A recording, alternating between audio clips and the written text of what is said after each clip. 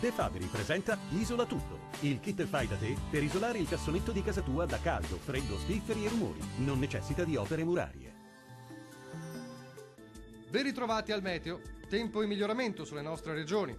Nel dettaglio, sul Veneto al mattino sarà possibile una residua instabilità sui settori meridionali, dove non si esclude qualche piovasco.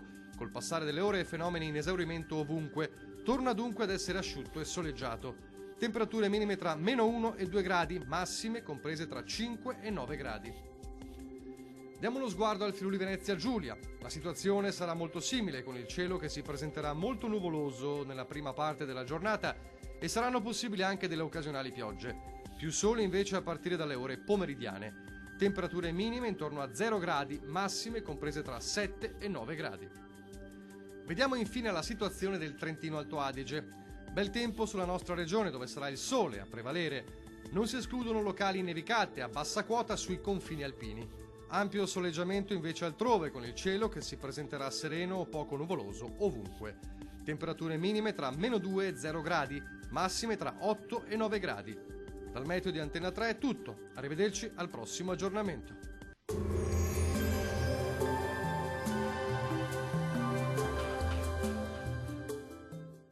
De Fabri presenta Isola Tutto, il kit fai da te per isolare il cassonetto di casa tua da caldo, freddo, spifferi e rumori. Non necessita di opere murarie.